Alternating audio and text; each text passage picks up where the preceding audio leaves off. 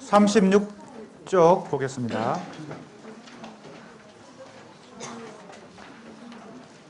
지난 시간에 현대 논증의 수사을 공부하면서 대표적인 세 권의 책이 있다. 그렇게 얘기했죠. 그 중에 우리가 이 단원에서는 카인 페렐만과 루시 올베 티테카의 신수사, 그 다음에 제임스 크로스화이트의 이성의 수사, 이 두 권을 공부하고 있습니다. 이 단원이 끝나면 그 다음 단원이 바로 6장 현대문학 비평과 논증의 수사학이기 때문에 거기서 다시 한 번 더 현대 논증의 수사학에 대한 공부를 하게 되는데 그때 또 한 번 반복해서 학습하게 됩니다. 그러니까 지금 이해가 조금 안 되는 사람도 다음 단원에 가서 다시 한 번 더 반복이 되니까 반복 학습을 통해서 이해를 할 수 있으면 되겠습니다. 그리고 그 다음 단원 정신분석 비평과 수사, 그죠? 그것도 마찬가지입니다. 이 단원은 축소판이고 좀 더 확대된 것이 다른 단원에서 반복적으로 학습하게 될 것입니다. 제임스 크로스화이트의 이성의 수사, 내가 오늘은 이 책을 한번 가져와 봤습니다. 번역된 책입니다. 이 책의 내용을 지금 우리가 공부하고 있는 중입니다. 내 생각을 정리한 게 아니고 제임스 크로스화이트가 이 책에서 서술하고 있는 내용을 정리한 것입니다. 지금 우리가 공부하는 것은 전통 철학 혹은 근대 철학을 대표하는 데카르트와 그것을 정면에서 비판하고 있는 해체주의, 그죠? 하이데거와 데리다, 이렇게 공부를 했죠. 지난 시간에 그 세 사람을 중심으로 공부를 했습니다. 다시 한번 이 세 가지 입장들의 관계를 도표로 표시하면 이렇게 되죠. 데카르트, 여기가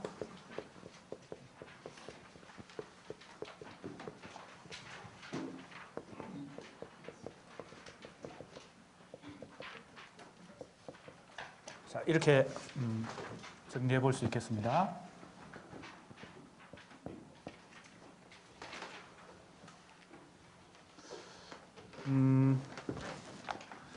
여기 이렇게 화살표를 양쪽으로 한 것은 서로 대립된다는 개념이니까 이것은 좀 이상하긴 하죠. 반드시 대립되는 건 아니니까 모종의 관계가 있다. 그리고 완전히 같은 건 아니죠. 모종의 관계가 있죠. 그리고 어떤 면에서는 이 C의 입장이 A를 비판하기도 하고 B를 비판하기도 하죠. 그래서 제3의 입장을 만들어냈다. 이렇게 우리가 공부했습니다. 그리고 핵심적인 개념을 제시하면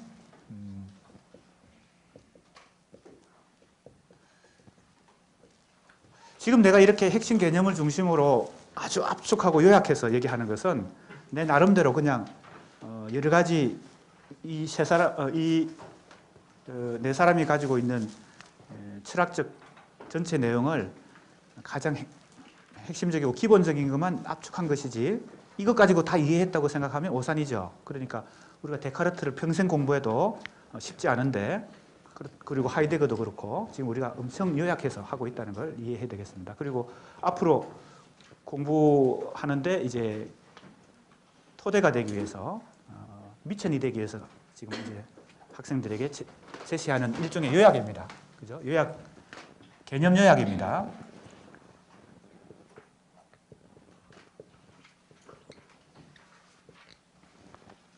지난 시간에 했던 것을 다시 지금 복습하고 있습니다. 이렇게 된다고 그랬죠? 그죠? 이 세 개, 세 가지 개념을 중심으로 정리하면 A 입장에 있는 데카르트는 이성 주체 진리를 확고한 원리로 삼았다. 그죠? 그래서 근대 철학뿐만 아니라 근대 학문의 모든 출발점을 데카르트가 제공했고, 우리도 그 영향을 받아서 근대 학문을, 그죠? 우리 학생들도 공부했기 때문에 데카르트의 후예다 이렇게 일단 볼 수 있다는 거죠. 그리고 하이데거 데리다는 이 이성적 주체와 그 진리 개념, 이때 진리 개념은 데카르트적 진리 개념 혹은 전통적 진리 개념, 형이상학으로서의 진리 개념입니다. 주체 진리 이 개념들도 이것을 사용하는 철학자들마다 조금씩 그 내용이 다르다 그랬죠. 의미가 다르다. 그러니까 그걸 구분하면서 이해해야 됩니다. 그렇다면 이 시에 있는 우리가 소위 논정의 수사학이라고 말할 수 있는 크루사이트의 입장은 이성을 다시 회복하려고 하죠. 그런데 이 이성은 지금 상황에서는 어떤 상황이 된 거예요? 이 이성에 대한 수천 년 동안 유지되어 왔던 이 이성에 대한 믿음이 하이데거 데리다, 사실 한 명 더 있다 그랬죠? 원조가 니체. 그래서 이렇게 같이 기억하면 좋겠습니다. 니체, 하이데거 데리다. 순서대로 보면 니체, 하이데거 데리다. 이 해체주의에 의해서 그죠? 이성과 주체 진리 개념이 무너진 상황 속에서 제임스 크로스하이트를 비롯해서 그죠? 카인 페렐만 그리고 스티븐 툴민 이런 논정의 수사학에 해당되는 이론가들이 이성을 다시 긍정한다는 거죠. 물론 특히 이제 제임스 크로스하이트가 이때 이성은 이 이성하고는 그죠? 좀 다르겠죠? 즉 데카르트적 이성하고는 다르다. 주체도 긍정하죠. 이걸 우리 교재에서는 뭐라고 얘기했습니까? 38조 첫째 줄. 자, 이 복습입니다. 지난 시간에 공부했던 거예요. 첫째, 수사학은 대체로 행위자 및 의도. 행위자 및 의도란 것이 바로 주체의 영역에서 발생하는 것입니다.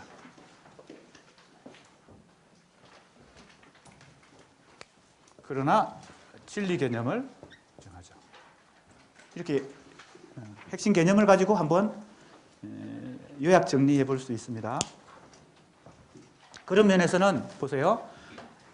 물론 이 이성과 이 이성은 같은 이성이 아니지만 이성을 다시 무너진 이성을, 흔들리는 이성을 다시 긍정한다는 점에서, 그리고 주체를 인정한다는 점에서 A와 C의 공통점이 있고, 또 B와의 공통점은 그죠? 이 진리 개념을 부정한다는 점에서 C는 B와도 공통점이 있습니다. 이렇게 지금 정리해 볼 수 있습니다. 내가 나름대로 이제 이 책을 이해한 후에 정리한 것입니다. 이런 정리가 우리 학생들에게는 좀 쉽게 내용을 이해하는 데 도움이 된다고 생각하기 때문에 정리를 해주는 것입니다. 어디까지 우리가 공부했습니까? 38쪽 둘째까지 공부했죠. 텍스트 허물기 혹은 기생적 실천으로서 해체. 해체는 텍스트를 허무는 것이다. 해체란 뜻 자체가 그런 것이죠. 건축이 있어야 해체가 가능하죠. 그죠? 그러니까 무엇인가 구성이 있어야 해체가 가능합니다. 구축된 게 있어야 해체를 할 수 있습니다. 아무것도 없는데 해체할 수가 없는 것이죠. 그래서 이 기생적 실천이라는 말을 하는 이유는, 이것도 제임스 크로스하이트가 이 책에서 하는 것인데, 해체주의에 대한 비판적 그죠? 뉘앙스가 들어 있습니다. 그래서 의심의 실천이다. 뭐든지 의심하는 것이죠. 지난 시간에 내가 얘기했죠. 주체를 어떻게 의심합니까? 이문열이 사람의 아들을 썼다고 다들 인정하는데 사람의 아들을 쓴 것은 이문열이 아니다. 이런 식으로 그죠? 무정을 쓴 사람은 이강수가 아니다. 이렇게 주체를 부정한다는 거예요. 저자의 죽음, 주체의 죽음, 이것이 다 이 맥락과 관련되어 있습니다. 그런데 그 말을 음미해보고 자세히 데리다, 하이데거 얘기를 들어보면 그게 틀린 말은 또 아니죠. 그죠? 그러니까 우리가 해체주의를 완전히 무시할 수가 없습니다. 니체, 하이데거, 데리다가 이 전통 철학, 근대 철학에 대해서 어떻게 보면 정당한 비판을 했다고 볼 수 있죠. 그런데 이것도 완전한 그죠? 해결책이 되지 못하고 지난 시간에도 언급했습니다. 이런 이제 문제를 만들어내는 것이죠. 그래서 여기 나옵니다. 의심의 실천이다. 모든 걸 의심해 보는 것입니다.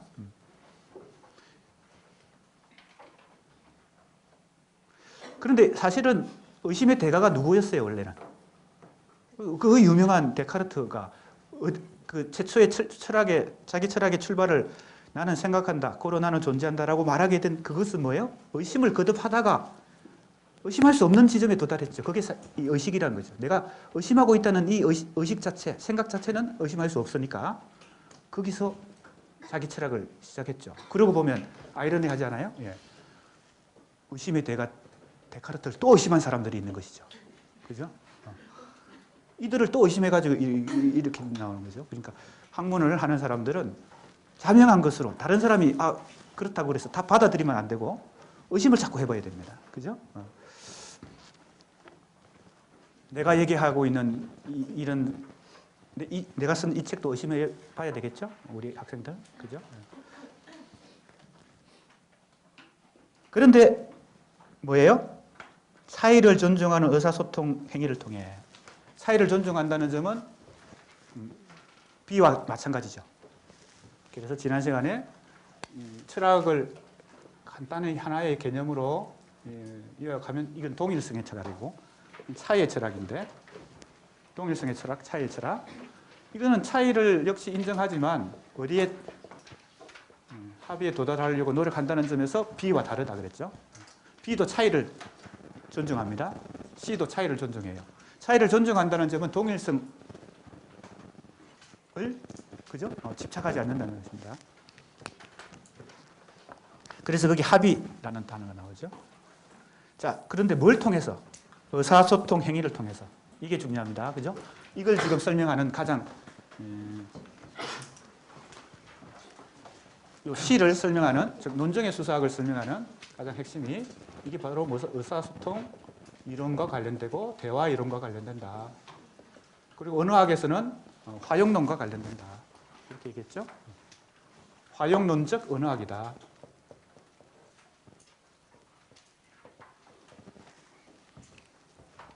자, 이제 그 다음입니다. 크로스화이트는 하는 부분이에요. 윤동규 읽어봅시다. 크로스화이트는 데리다가 주장한 글쓰기의 특징이 반복 가능성에 대해 의문을 제기한다. 반복 가능성은 글쓰기가 그 내부의 상단적 맥락상에서 어떤 근원적인 현존에 대한 추정이 아니라 현존에 대한 승리이자 현존의 죽음을 생산하며 또한 원초적인 의도나 권리를 고정시키는 전체적인 맥락의 죽음을 낳는다는 의미를 갖는다. 글쓰기가 그 자신을 끊임없이 초월하며 또한 어딘가 다른 곳에서 언젠가 다른 때에 의미가 있게 될 것을 암묵적으로 추정하고 있기 때문에 의미는 끊임없이 지연된다. 예, 자 이제 구체적으로 제임스 크로스화이트가 데리다와 차이 나는 지점, 차별되는 지점을 얘기합니다. 데리다는 여기 있고 제임스 크로스화이트는 여기 있죠. 이 그림을 염두에 두면서 이해하면 되겠습니다. 데리다가 뭘 주장한다고요? 자, 우리가 앞으로도 계속 지금까지도 그렇고 앞으로도 그렇지만 이론가들의 핵심 개념 중심으로 잘 정리하면은 도움이 됩니다. 자, 데리다의 핵심 개념 중에 하나가 자, 지금 나오는 반복 가능성인데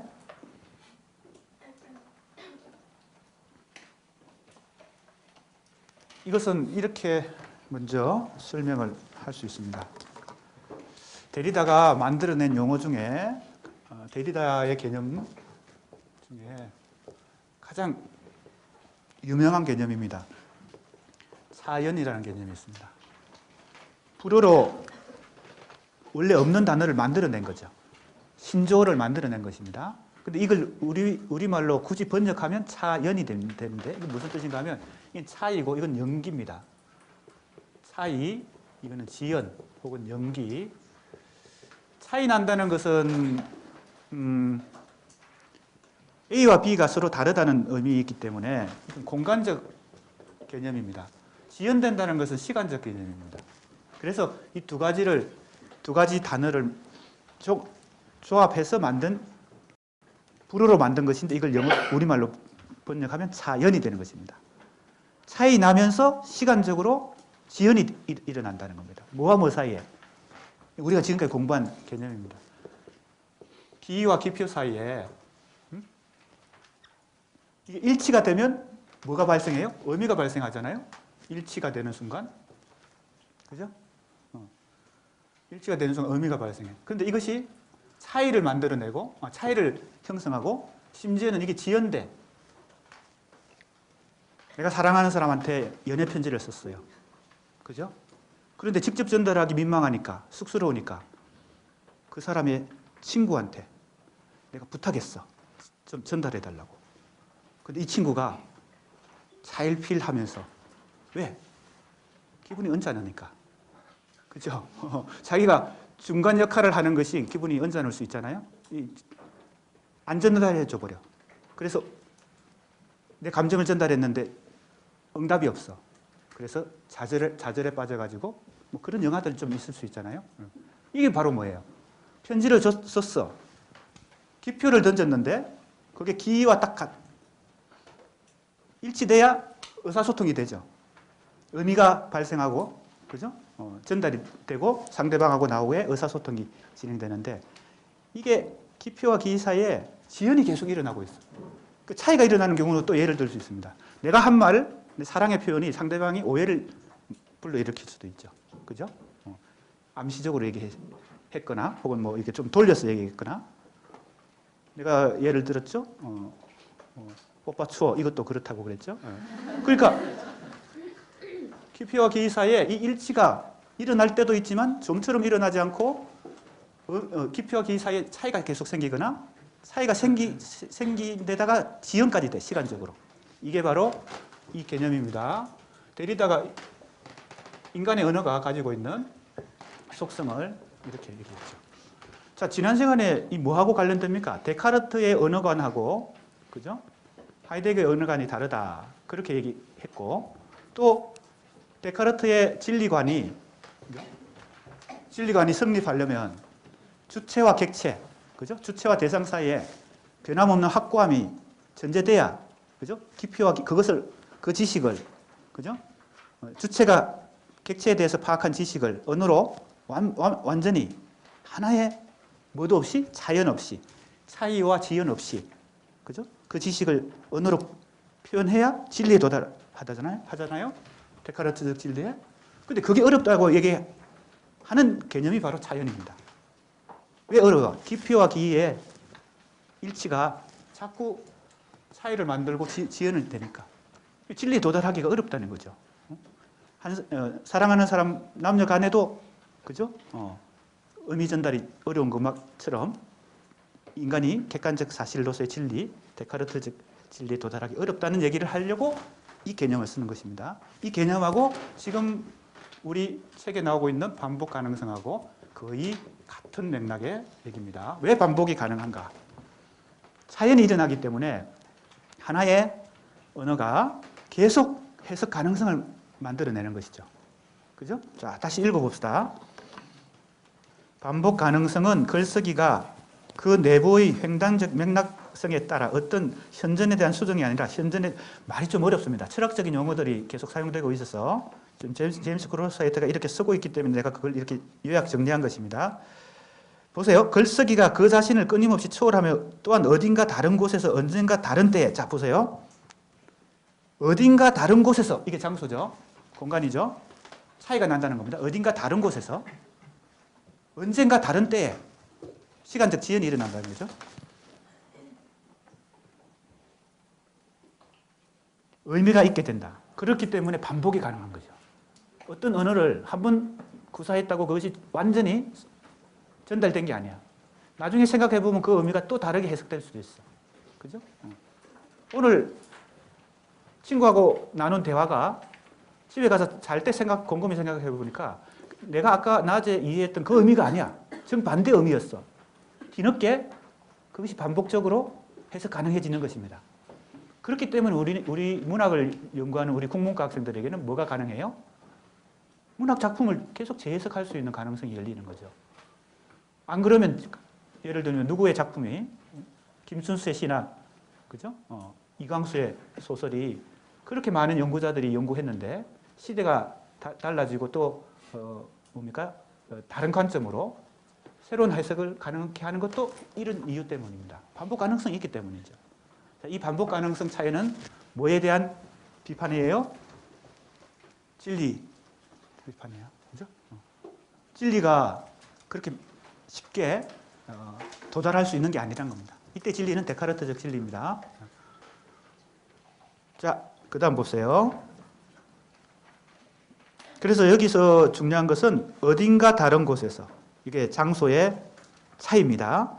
언젠가 다른 때, 이것은 시간의 지연입니다. 이 개념이 바로 사연이라는 개념이에요. 그래서 우리 학생들 사연 개념을 기억하고 반복 가능성, 이것과 연관해서 기억하면 되겠습니다. 제임스 크로스하이트는 사연 개념을 쓰지 않고 있는데 사실은 사연 개념이 더 유명한 개념입니다. 데리다의. 그 다음 문장입니다. 김혜원. 크로스화이트는 데리다가 의식이나 현존의 의사소통적 지상과 단절해야 한다는 주장에 대해 비판한다. 수사학은 의사소통을 행위로 이해하며 따라서 화행 이론과 관련된다. 네. 데리다가 왜 의사소통 지평과 단절해야 된다고 볼까요? 지금 이 이론이죠. 인간의 언어 행위가 이렇게 계속 차연과 반복 가능성을 만들어내기 때문에 의사소통이 성공하는 경우보다 실패하는 경우가 더 많다는 거죠. 그래서 언어학자들이 이렇게 특히 화용론도 그렇고 언어 이론을 제시하는 것은 대부분 성공한다는 전제하에 언어 이론이 가능하다는 겁니다. 그러니까 의사소통 지평에서 단절해야 된다. 이게 회의주의죠. 의심의 실천이죠. 그죠? 인간의 언어 행위가 그죠?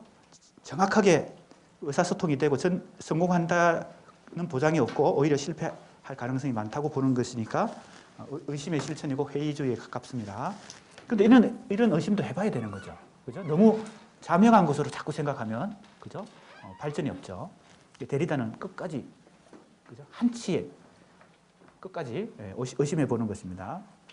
그래서 그러나 이제 차이를 얘기합니다. 데리다는 그렇게 생각하는데 논증의 수사학은 즉 제임스 크로스하이트는 수사학은 의사소통을 행위로 이해한다는 겁니다. 행위, 그죠? 하나의 실천이다. 그래서 이것은 인정해야 된다. 하행 이론 나왔죠? 화행론, 화용론, 화용론이라고도 하고 화행론이라고도 합니다. 영어로는 스피치, 액트. 액트가 행위죠. 공통점은 행위로 이해한다는 것이 공통점입니다. 자, 수사학은 의사소통을 정당한 의사소통 행위로 이해한다. 인간의 언어 행위를. 그러니까 그걸 데리다처럼 이렇게, 그죠? 너무 이렇게 완벽주의자죠. 너무 이렇게 되지 않는 경우가 많다는 식으로 회의할 필요는 없다. 이런 생각을 하는 것이죠. 그 다음 보세요.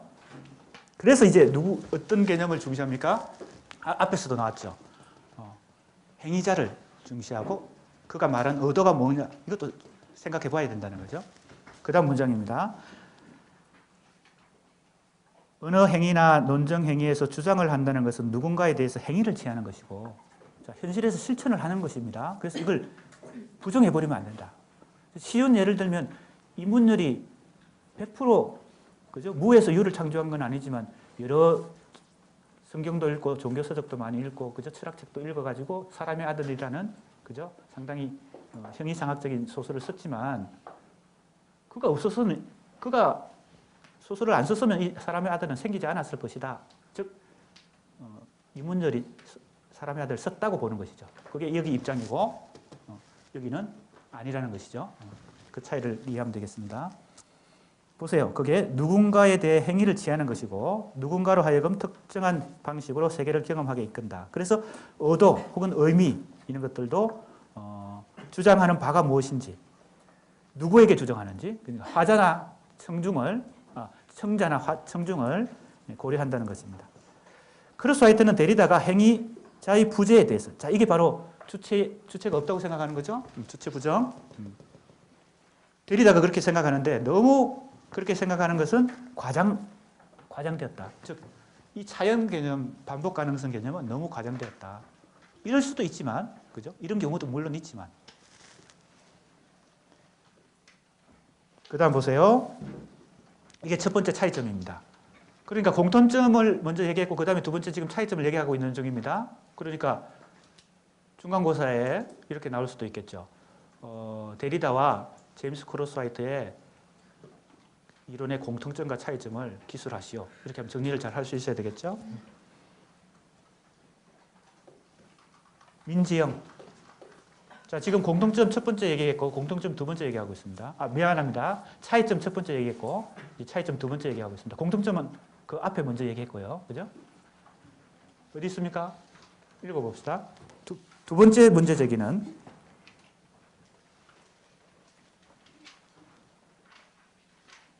38쪽 마지막 줄입니다. 안 왔어요?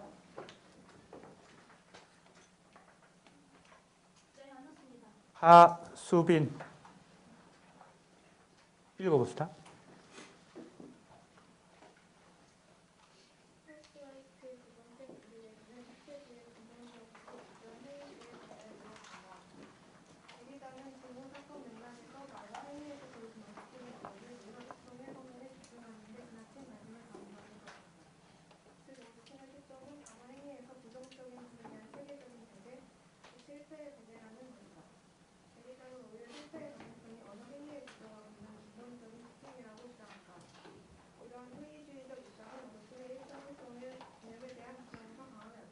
예.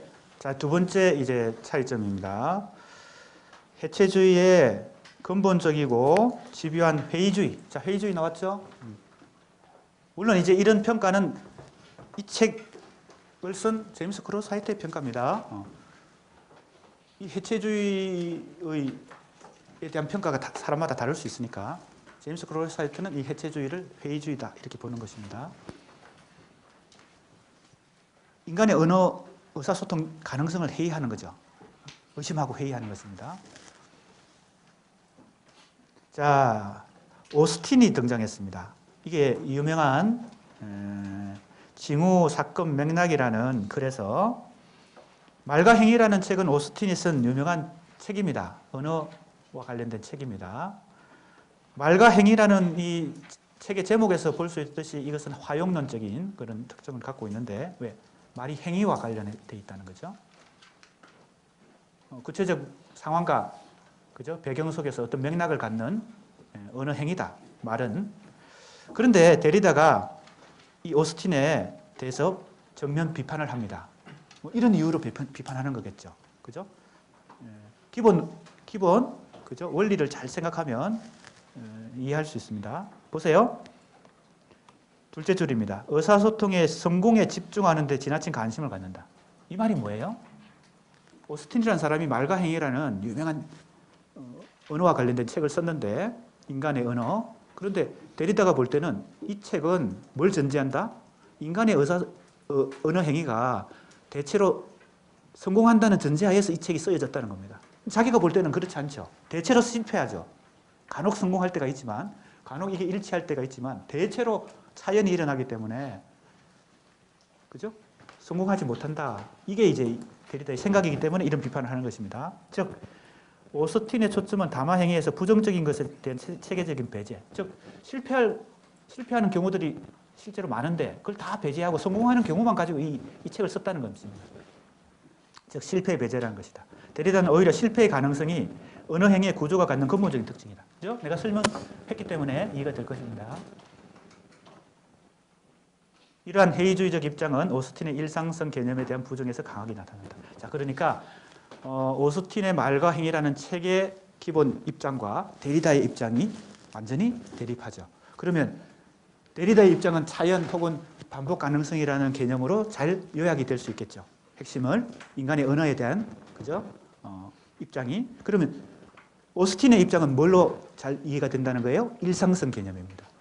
왜 대체로 인간의 언어 행위가 그죠? 의사소통 속에서 실패하지 않고 성공하는 것으로 간주해야 되느냐? 모든 인간들은 같은 일상성을 공유하고 있기 때문에 그죠?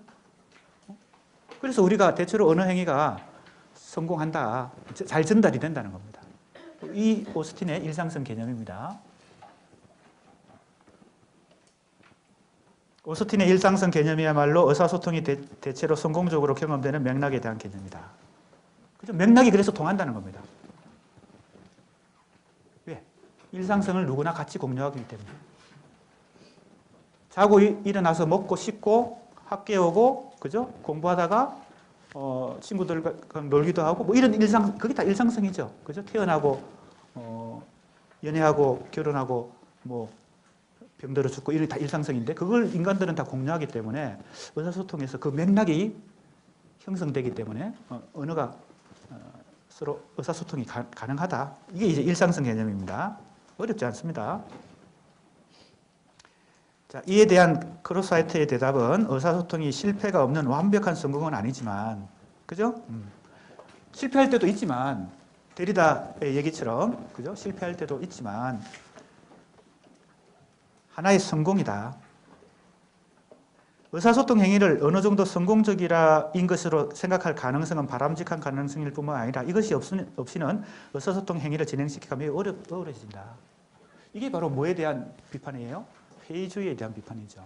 데리다식으로 생각하는 것은 가능한데, 그리고 그것도 뭐 해볼 만한데, 왜냐하면 너무 이 데카르트적 진리 개념을 자명하게, 그죠? 확고하게 받아들이는 사람에게는 이런 의심도 자꾸 해봐야 되죠.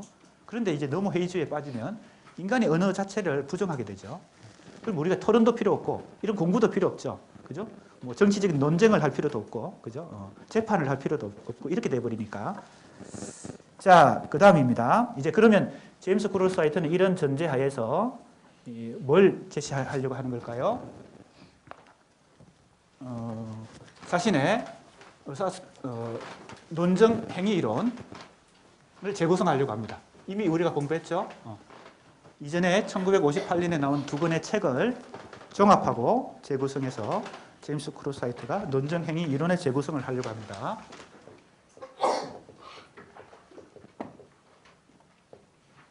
자, 이 번역책에도 이렇게 되어 있습니다.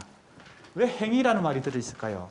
앞에서 의사소통은 하나의 행위다. 인간의 언어 활동은 행위다라고 자꾸 얘기했죠. 이 시의 입장에서. 그것은 이 주체를 긍정하는 것입니다. 행위자가 있어야 행위가 일어나죠. 그죠? 행위자 없이 행위가 일어나지 않는다. 이문율 없이 사람의 아들은 쓰여지지 않는다. 뭐 이런 얘기입니다. 행위를 그래서 꼭 넣어야 된다. 그냥 논정 이론하면 그냥 이건 하나의 명사죠. 근데 논정 행위가 되면 뭐가 돼요? 이 동사가 되죠. 행위가 되니까. 무슨 말인지 알겠습니까? 그러니까 논정 이론이 아니고 논정 행위 이론이라는 겁니다. 그런 의미가 있다는 것을 이미 미리 알아야 되겠습니다. 논정 행위 이론의 재구성. 그래서 이렇게 우리가 또 동그라미로 도식을 많이 이번 학기에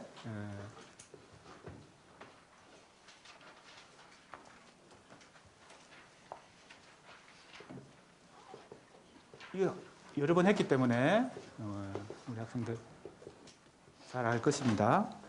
자, 이 그림만 잘 염두에 두면 지금 제임스 크로스하이트가 말하는 이 논정 행위 이론의 재구성 전체적인 윤곽이 잘 나타납니다. 한번 봅시다.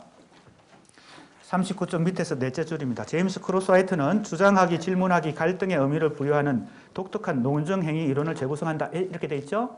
자, 크게 세 가지가 개념이 나왔습니다. 하나도 안 어렵습니다. 너무나 상식적인 개념들이에요. 자, 수사학의 모든 개념들은 상식과 그저 일상에 근거한다 그랬습니다. 실용학문이기 때문에 아주 뭐 형이상학적 개념들이 아니에요. 그러니까 금방 이해가 됩니다. 잘 보세요. 세 가지 이 개념은 어디에 여기다가 기입할 수 있습니다. 어떻게 기입할 수 있을까요? 자, 이것이 주장학입니다. 그죠? 화자가 청자에게 말하는 것입니다. 자, 물론 이제 청중에게 주장할 수도 있지만 일단은 A와 B와 C의 관계라고 생각해 봅시다. A와 B와 C의 관계.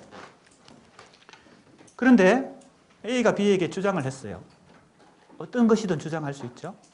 꼭 주장만 주장이 아니라 모든 인간의 어느 행위가 주장이란 겁니다. 주장이 포함되어 있다는 겁니다. 내가 계속 우리 학생들 이해를 돕기 위해서 쉽게 얘기하는데 오빠 추워라고 하는 그 말이 주장일 수 있다는 것입니다.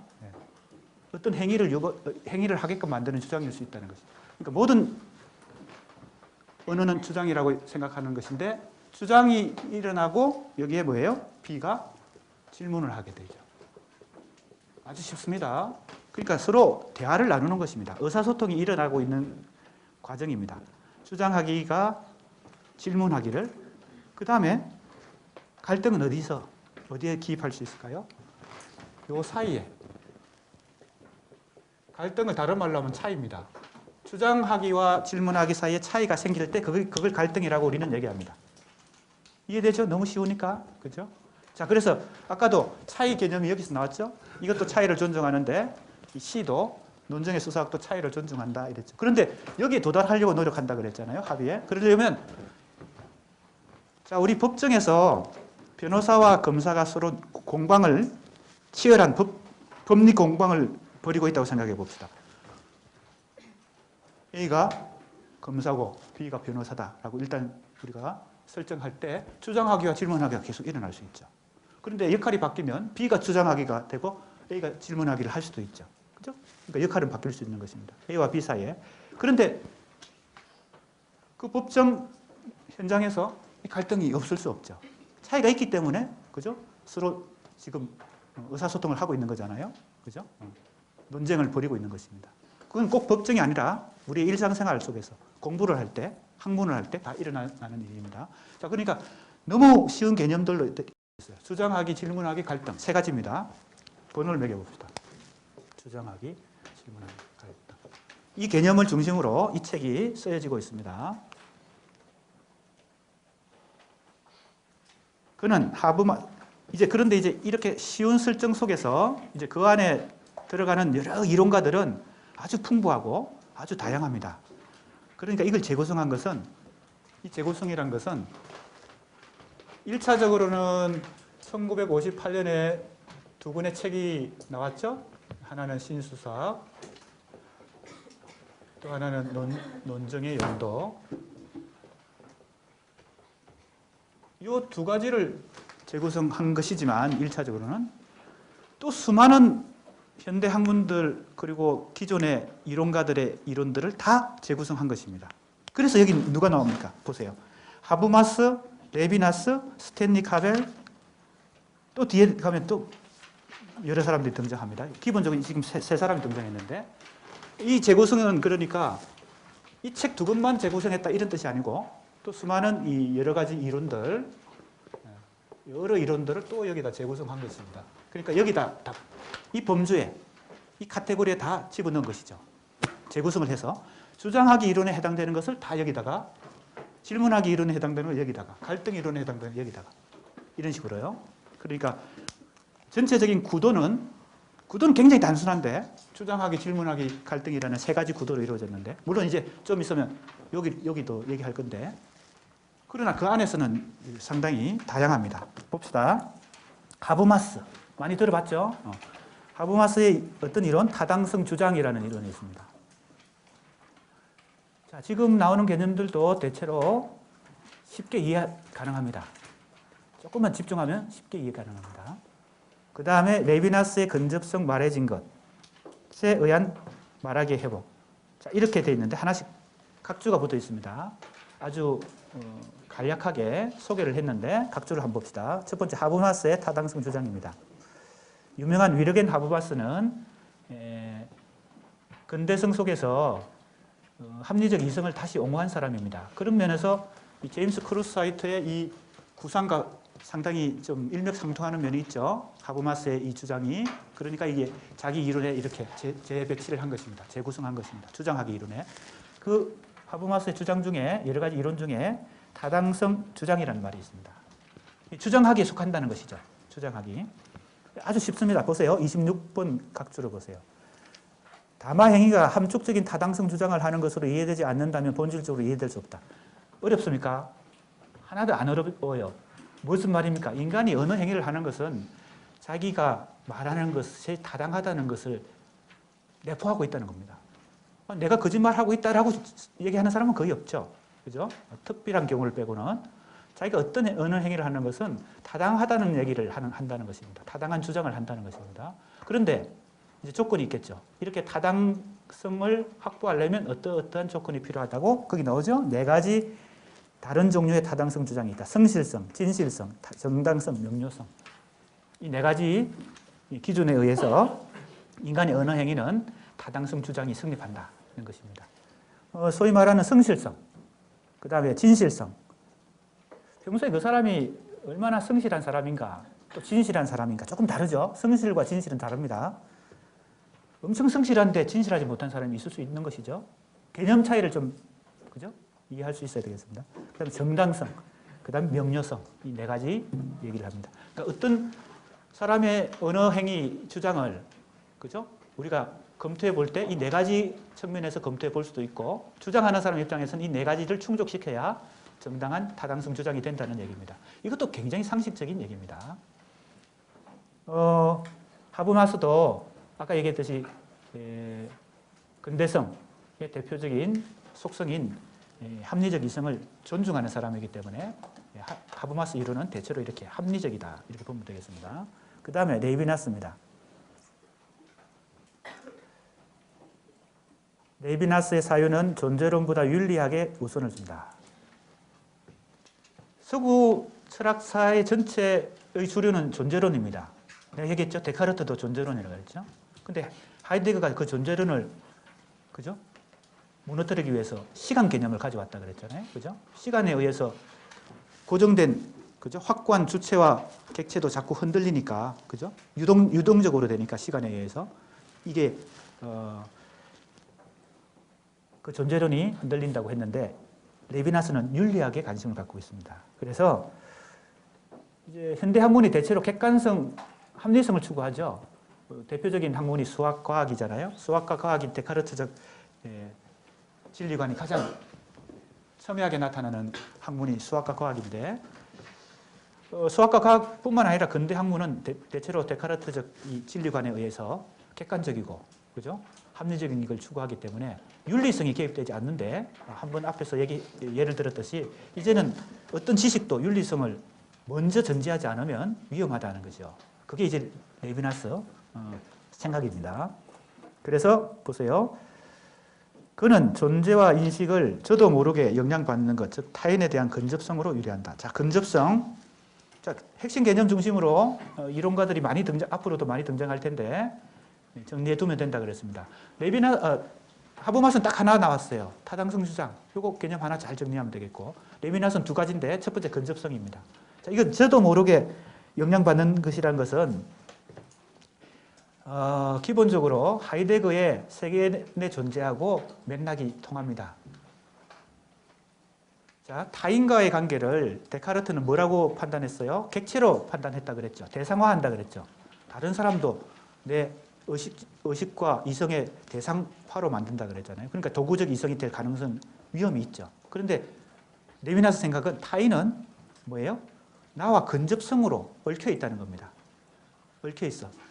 그 말입니다. 그렇기 때문에 내가 이성적 판단의 대상이기 이전에 나하고 밀접한 연관성을 갖고 있다. 간단히 얘기하면 친척 관계다, 인척 관계다 이런 얘기입니다. 근접성을 타인에 대한 나의 책임이자 어떤 양식, 어떤 질문에도 선행하는 응답 이렇게 얘기했습니다. 그러니까 책임감을 가져야 된다는 거죠. 윤리적 책임감. 길을 지나가는데 쓰러져 있는 사람이 있어요. 나하고 아무 상관이 없는 사람이지만 성경에도 나오죠. 그죠? 병원에 데려다 주거나 119에 신고해서 누가 경찰이 와서 좀 이렇게 보호해 주도록 해야 되겠죠. 북한에 우리 동포들이 굶어서 죽는다. 그런데 나하고 상관이 없다고 해서 그죠? 직접 상관이 없다고 그래서 그죠? 분단하고 나하고는 상관이 없어. 나는 분단 이후에 태어났으니까. 이렇게 생각하면 이건 뭐가 없는 거예요? 윤리적 책임감이 없죠. 그건 뭘 부정하는 거예요? 근접성을 부정하는 것입니다. 나하고 아무 상관이 없는 타인도 어딘가 끈으로 연결되어 있다는 것이 근접성의 개념입니다. 그건 내가 선택한 게 아니라 내 의지와 상관없이 이미 주어져 있는 것이라는 거죠. 이게 세계 내 존재의 개념하고 비슷하죠. 하이데거의 세계 내 존재가 바로 뭐예요? 내 의지와 상관없지만 나는 세계 내에 존재하는, 그죠? 세계 내에서만 존재하지 세계와 관련 없이 내가 독립적으로, 그죠? 주체로서 존재하지 못한다는 것이죠. 자, 그래서 근접성입니다. 그 다음 말하기, 말해진 것. 이거 관련되어 있습니다. 말해진 것은 어떤 결과물이죠. 화자가 청자에게 어떤 주장을 했어요. 그래서 말해진 것이 이렇게 결과물로 나옵니다. 말해진 것. 말해진 것은 언어적 결과물이야. 그죠? 우리가 어떤 논문을 썼다. 혹은 누가 말한 것을 채록해가지고, 그죠? 법정에서 이걸 딱 기록을 해놨어요. 속기사들이 있죠. 요것은 결과물인데, 그동안 모든 학문은 이것을 연구한 거죠. 이걸 분석하고 연구하고, 그죠? 이것만을 가지고 이게 중요하다고 생각하는 거죠. 근데 이것보다 이걸 만들어내는 과정에서 누가 작용했을까요? A가 말을 했기 때문에 이 말해진 게 결과물로 나왔겠죠. 그러면 말하기라고 하는 것은 언어 행위를 얘기합니다. 우리말로 쉽게 풀어서 말하기지만 이건 언어 행위죠. 여기 역시 행위를 중시하는 것입니다. 행위를 중시한다는 것은 이걸 하나의 고정된 결과물로만, 그죠? 연구의 대상으로 삼지 않고 이것이 나오기까지의 과정 전체를, 그죠? A가 말하는 이 언어 행위 전체를 다 고려해야 된다는 것입니다. 이것만 가지고 평가하기 어렵다. 이걸 말해야 된다. 이걸 다 탐구해야 된다는 것입니다. 그래서 말해진 것보다는 말하기가 더 중요한데, 지금까지는 모든 지식과 학문이 데카르트적 관점에 의해서 말해진 것에만 너무 집중했지, 말하기에는 뭐가 개입되겠어요? 이 사람의 행위가 개입되고, 어느 행위자가 개입되고, 이 행위자를 만들어낸, 그죠? 가족과, 그죠? 가문과 민족, 그죠? 조국, 그죠? 이렇게 다 연결되죠. 그러니까 이 맥락이 무궁무진하잖아요. 이것만 그죠? 연구의 대상으로 삼지 않고 이걸 다 말하기 전체를 연구의 대상으로 삼는다는 것은 까도 끝이 없는 양파까기처럼 끝없이 연구가 필요한 것이겠죠. 그죠? 그렇기 때문에. 자, 예를 역시 드는 것이 우리 학생들에게 도움이 될 것 같습니다. 특정한 정치인을 예를 들더라도 양해하기 바랍니다. 우리 학생들 공부에 도움이 되기 위해서. 우리나라 사람이 아니고 미국의 부시 대통령이 테러와의 전쟁을 벌이면서 여러 가지 미국 국민들의 애국심을 고취하기 위해서, 그리고 전쟁의 정당성을 증명하기 위해서 살상 무기를 가지고 있다. 그죠? 그래서 선제 공격을 해서 더 큰 비극을, 인류의 큰 비극을 막아야 된다 하고 정치 연설을 많이 했습니다. 국민들이 거기에 호응을 하고 부응했기 때문에 전쟁이 발생한 거예요. 그런데 그렇게 말해진 것만 가지고, 그러니까 이제 부시 대통령 연설문이 남아있겠지. 연설문이 기록으로 남아있잖아. 말해진 것만 가지고 이 부시 대통령이 이런 정치 연설을 하게 되는 이 여러 가지 배후라고 하면 좀 배경, 그죠? 동기, 그죠? 여러 가지 동기가 있었겠지. 그 전쟁을 하게 되는 동기들이, 그죠? 좀 전략적으로 얘기하면은 석유를 확보하기 위해서 그 많은 미국의 석유, 그죠? 사업가들이 전쟁을 부추길 수도 있고, 그죠? 종교적인 문제로 할 수도 있고. 겉으로 얘기한 것은 이런 테러와의 전쟁인데 속에 숨어 있는 것은 이 말하기 전체를 우리가 까보면, 그죠? 그 안에 배경과 동기와 또 맥락이 엄청나게 복잡한 있을 수 있다는 거죠. 이걸 고려하지 않고 이것만 가지고 인간의 언어를 연구할 수 없다. 이 얘기입니다. 이해가 됩니까? 그러니까 다시 정리하면 레비나스는 말해진 것보다 말하기가 더 중요하다. 이제 인간의 언어를 연구할 때 이것만 연구해서는 안 되고 이걸 다 연구해야 된다. 이게 쉬운 얘기가 아니죠. 그죠? 어려운 얘기죠. 다시 보세요. 각주 27번입니다. 지금 내가 설명을 한 후에 다시 한번 읽어봅니다. 이는 39쪽에 있는 각주 27번 밑에서 셋째 줄입니다.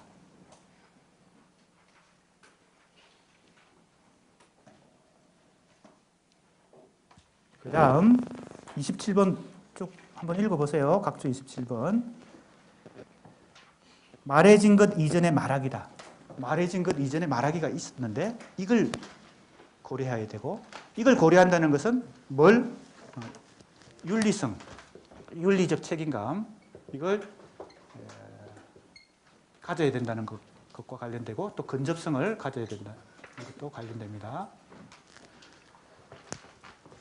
왜 데카르트는 이걸, 데카르트로 대표되는 이 A에 속하는, 그죠? 입장들은 왜 이것만 가지고 연구했을까요? 이게 개입되면, 말하기가 개입되면 복잡해지니까. 너무, 그죠? 하나의 법칙을 찾아내거나, 하나의 원리를 찾아내거나, 그죠? 하나의 학문적 결과물을 얻어내기가 쉽지 않죠. 왜냐하면 너무 많은 것들이 개입되니까요. 그러니까 이것만 가지고 해야 객관적인 사실에 도달하니까. 그러니까 대체로 근대 학문들이 이것만 가지고 연구한 거예요. 사실은 그러니까 뭐가 필요 없었어요? 윤리적 책임감이 필요 없었지. 수학이나 과학. 그러나 이제 수학, 과학도 윤리적 책임감을 이제는 확보해야, 그죠? 학문이 가능한, 특히 생명공학, 그죠? 그 얘기입니다. 그래서 말하기, 말해진 거. 스탠리 카벨, 승인. 이 개념도 개념 중심으로 한번 40쪽 각주 28번이 있습니다. 스탠리 카벨의 승인으로서의 지식은 자신을 위한 책임감의 양식. 또 책임감이 나왔죠? 그러니까 같은 맥락입니다. 레비나스와 같은 맥락이야. 다른 사람과의 관계 자백이고 인식이다. 자, 이제 중요한 예를 얘기합니다. 그래서 지식은 실천적인 용어이며 윤리적인 용어다. 자, 이게 또 윤리적인 말이 나오죠. 자, 그러니까 지식을 추구할 때, 지식과 학문을 추구할 때, 이전에는 그냥 객관적이고, 그죠? 합리적인 것에 근거해서 지식과 학문을 추구했는데, 레비나스나 스탠리 카벨 같은 사람들은 이제 모든 지식과 학문에 윤리성이 더 먼저 전제되어야 된다. 그 얘기를 하는데, 개념이 좀 다를 뿐입니다. 레비나스는 어떤 개념? 근접성, 그리고 말하기. 그리고 스탠리 카벨은 뭐예요? 승인. 승인이란 말은 우리가 흔히 씁니다. 그죠? 승인이 이루어져야, 그죠? 결제를 할 때 승인이 이루어져야 그게 진행이 되죠. 우리 어디 식당에 가서 음식을 먹고 카드로 결제했는데 승인이 안 떨어지면 어떻게 돼요? 이거는 처리가 안 된 것이죠. 그 얘기입니다. 그런데 승인은 상호작용입니다.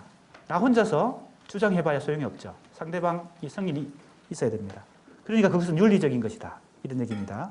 어떤 예를 드나 하면 셰익스피어 작품을 예를 듭니다.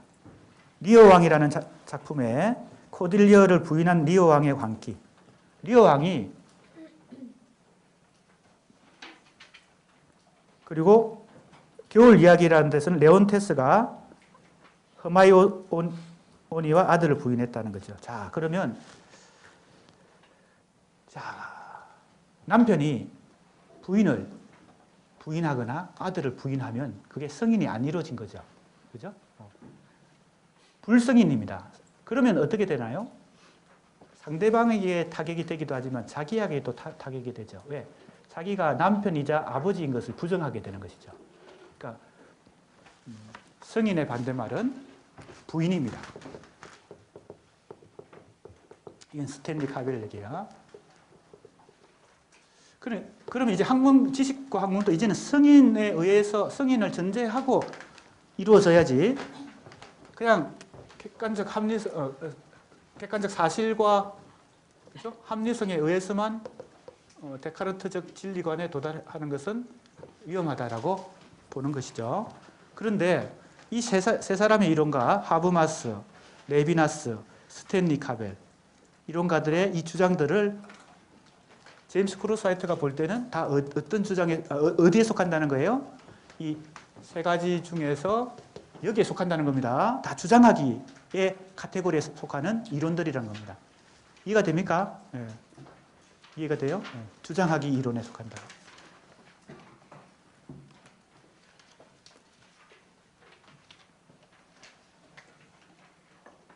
그리고 공통점은 윤리적 책임감이다. 이렇게 볼 수 있겠습니다. 왜 그렇습니까? 하버마스의 이 타당성 주장에도 성실성, 진실성 이런 게 있잖아요. 그죠? 자, 이것과 계속 비교해서 내가 왜 이 도식을 계속 염두에 두라고 합니까? 지금 이 얘기 우리가 니체, 하이데거, 데리다 공부할 때도 이것과 A와 비교해보면 좀 더 이해하기 쉽고 제임스 크루사이트를 이것과도 B와도 비교하고 A와도 비교해보면 더 이해하기 쉬운 것이죠. 하버마스의 이 타당성 주장도 데카르트적 진리에 관하고는 좀 다른 것이죠. 왜? 진실성. 그죠? 그런 게 나오죠. 성실성. 어떤 사람의 언어 행위를 통해서 주장을 할 때 성실성, 진실성도 고려해야 된다는 것입니다. 그건 데카르트적 생각이 아니죠. 이런 거 다 제거하고 객관적 사실론만 가지고 지식과 학문을 수고해야 되는 것이죠. 데카르트의 입장은요. 그러니까 지금 A, B, C가 다 다른 것입니다. 지금 우리는 C를 공부하고 있는데 그러니까 이제 여러 이론들을 다 끌어모아가지고 재구성을 하고 있는데 지금 이 세 사람의 경우는 주장하기 카테고리에 들어간다. 이 얘기입니다.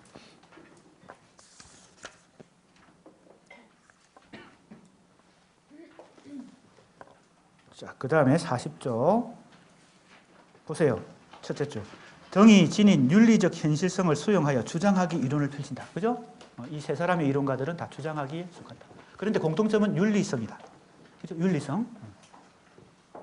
자, 지금 이 책을 쓴 것이 1996년에 제임스 크루사이트가 이 책을 썼기 때문에 지금 생각해 보면 이런 얘기들이 상당히 너무 보편화됐어요. 이때는 그렇지 않았지만 지금은 오히려 이런 객관적 합리성보다는 윤리성, 그죠? 사회적 정의 이런 걸 더 강조하는 시대가 됐죠. 그러니까 어찌 보면 이 제임스 크루사이트의 이성의 수사학을 중심으로 한 논정의 수사학이 그동안 그죠? 10몇 년 동안 더 확대됐다고 볼 수 있습니다. 학문적으로. 그러니까 정의란 무엇인가? 그 유명한 하버드 대 강의가 우리나라에도 선풍적인 인기를 끄는 것도 사회적 정의가 더 요청되는 시대에 우리가 살고 있다는 것입니다.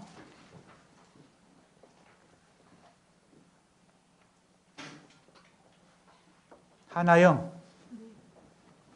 둘째 줄 읽어봅시다. 그는 주장을 담화행위와 그 동기에 연결되는 것으로 이해하고 나아가 담화행위를 그것들이 주장으로 드러나게 하는 윤리적, 사회적, 역사적인 맥락이 깔려있는 것으로 간주한다. 이게 바로 뭐예요? 조금 전에 레비나스가 얘기했던 말해진 것이 아니라 말하기죠. 말하기 안에는 뭐가 다 들어있어? 동기도 들어있어. 어떤 동기로 이런 말을 했는가? 그죠? 동기가 들어있어. 그리고 역사적 맥락도 들어있고 윤리적, 사회적, 역사적 맥락이 다 깔려 있는 거였어요. 그 언어 행위 속에는 그죠? 동기와도 연결돼 있고. 자, 그러니까 지금 주장학이라는 이 용어도 어찌 보면 이건 누구의 용어인가요? 제임스 크루사이트의 용어죠. 주장하기, 질문하기, 갈등. 물론 이게 뭐 새로운 용어라기보다는 너무 보편적인 용어죠. 어디에서 나왔을까요? 레비나스의 말하기에서 나온 것이죠. 이거 그죠? 주장된 것이 아니라 주장하기라고 하기가 중요하다는. 주장된 이게 주장된 것이면 이게 주장하기지. 말해진 것, 말하기.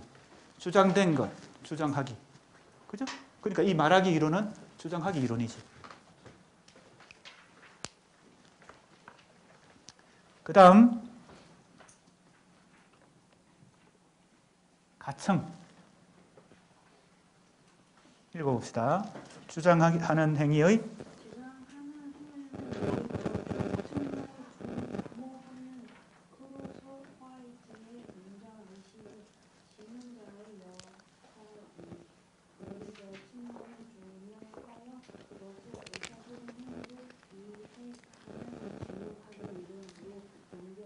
자, 이제 질문하기 이론 두 번째 이론으로 갑니다. 질문하기는 화자의 주장을 듣고 청자가 질문하는 것입니다.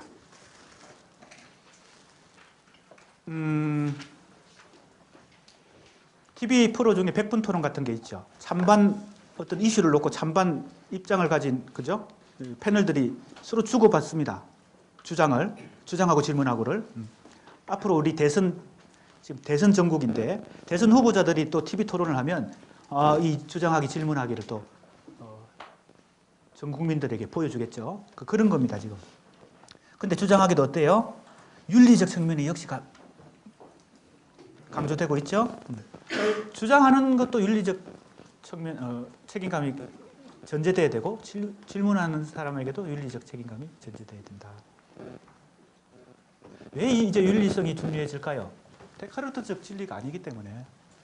수사학에서 그죠? 기본적으로 이 책에서부터 그런 얘기가 나왔죠. 이 책에서 뭐라고 얘기했어요?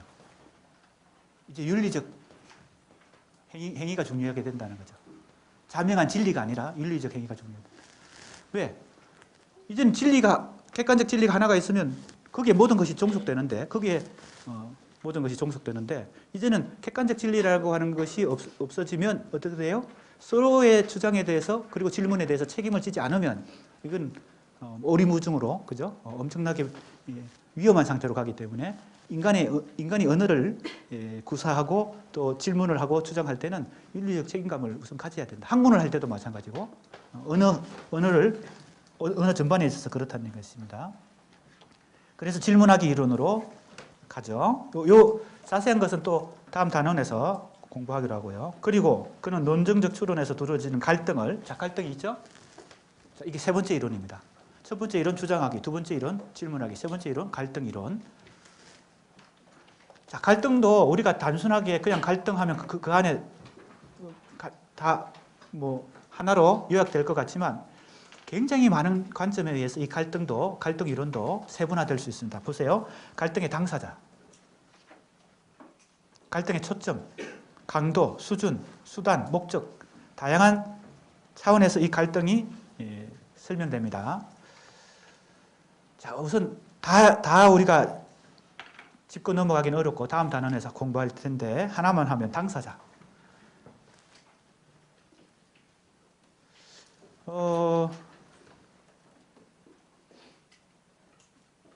실제로 논쟁을 벌이고 있는 사람들이 아니라 그 배우의 당사자가 따로 존재할 수도 있죠.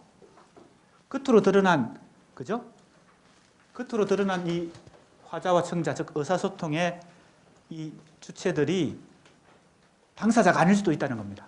뭔지 알겠습니까? 너무 쉬운 예는 뭐예요? 법정에서 일어나는 법정 공방은 당사자는 그 뒤에 있죠. 그죠? 피고와 원고가 있죠. 실제로 의사소통을 하는 것은 누구예요? 검사와 변호사죠. 이것만 해도 너무 쉽게 알 수 있습니다. 그래서 실제 겉으로 표면적으로 나타나는 의사소통, 언어 행위의 그 구조만 봐가지고는 당사자가 누구인지, 그죠? 그것까지도 수사학에서는 뭐예요? 연구해야 된다는 겁니다. 아까 부시 대통령의 정치 연설을 내가 예를 들었는데 실제로 그 안에 갈등이 있죠. 그죠? 갈등의 당사자는 사실은 이 안에 숨어 있을 수 있죠. 부시 대통령은 그 대변인일 뿐이고, 그죠? 국익을 대표해서 대변인일 뿐이고, 실제, 그죠? 이해관계의 당사자는 따로 있을 수 있는 것입니다. 석유 회사 사장이 당사자일 수도 있고, 종교적 어떤 지도자가 당사자일 수도 있고, 그러니까 상당히 복잡해지는 것이죠. 데카르트식의 그 자명함, 그죠? 명확한 이런 것이 그죠? 잡히지 않는 것이죠. 하지만 실제 우리가 살아가는 현실이 오히려 이 수사학적 논쟁의 수사학에 의해서 좀 더 그죠? 밝혀질 가능성이 높죠. 알겠습니까? 예. 그러니까 당사자만 해도 그런 예를 들 수가 있습니다. 그래서 보세요. 갈등이 이성과 논쟁의 정신이요 생명이다. 갈등이 없는 게 좋다고 우리는 생각하는데 오히려 갈등이 이성의 수사학의 생명이다. 왜? 갈등이 오히려 발전을 가능케 한다는 겁니다. 갈등이 없으면 발전도 없는 것이죠.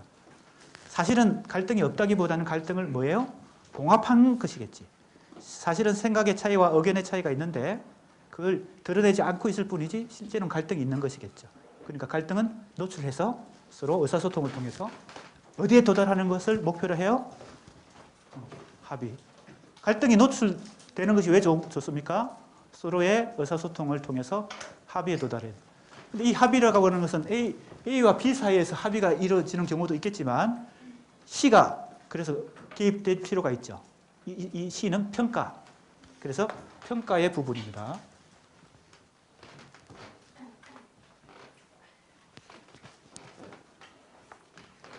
자, 의사소통의 그죠? 주체는 A와 B지만 이걸 평가하는 사람은 청중이다. 청중이라는 것은 듣는 사람이라는 뜻이죠. 우리가 법정 연설에서는 판사가 되겠고 정치 현실에서는 유권자가 되겠고 이런 식입니다. 청중에 의해서 뭐예요? 참거짓이 그죠? 주장과 질문에 그죠? 정당성이 어떤 정도의 차이에 의해서 판정되죠. 무슨 말인지 앞에서 우리 공부했죠? 그게 다 누구 이론이었어요? 카인 페렐만과 루시 올브 티테카가 처음으로 청중 이론을 제시했죠. 기억들이 안 난다는 표정인데 며칠 안 됐는데 공부한 지 그죠? 기억들이 안 나면 안 되는데요. 자 보세요. 또한 크로스화이트는 자 그다음 단계입니다. 청중, 오류, 이데올로기를 중심으로 논정 행위를 평가하고 자 이게 평가 단계로 갑니다. 자 1, 2, 3번에 대해서는 얘기했어요. 1, 2, 3번. 이제 4번은 평가 단계예요. 평가 단계 4번은 청중 이론입니다.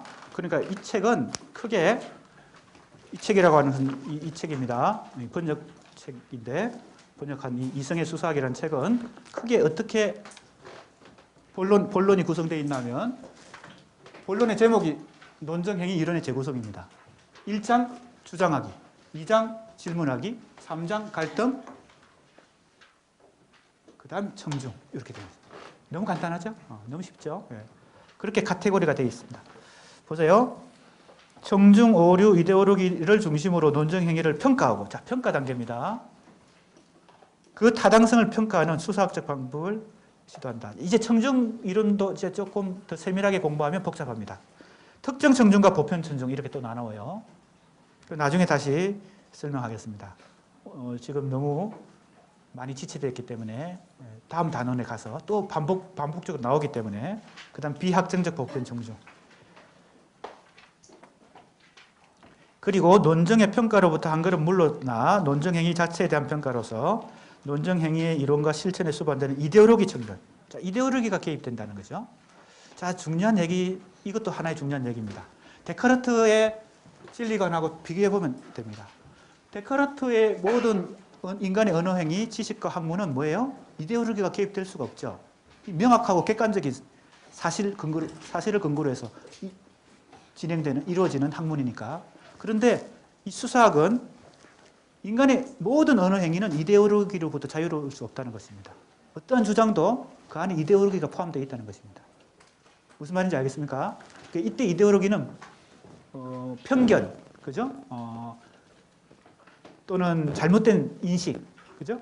기만적인 것, 기만적인 사고 이런 게 다 포함되어 있다는 뜻도 되지만 이데올로기 없이는 인간이 사고할 수 없다는 것이죠. 그래서 그 안에 이데올로기까지 분석할 필요가 있다. 또 부시한테는 미안하지만 부시 대통령이 했던 그 정치 연설 속에 이데올로기가 들어있겠죠. 그는 그것이 정당하다고 주장하고 미국 국민의 많은 퍼센트가 그걸 정당하다고 받아들여서 전쟁이 일어났지만 그 안에는 이데올로기가 들어있죠. 숨어있죠, 사실은.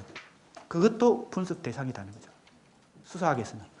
데카르트적 학문에서는 그게 분석되기 어렵겠죠. 그런 것입니다. 그러니까 이데올로기부터 자유로울 수 없는 것이 인간의 언어 행위다. 이렇게 보는 것입니다.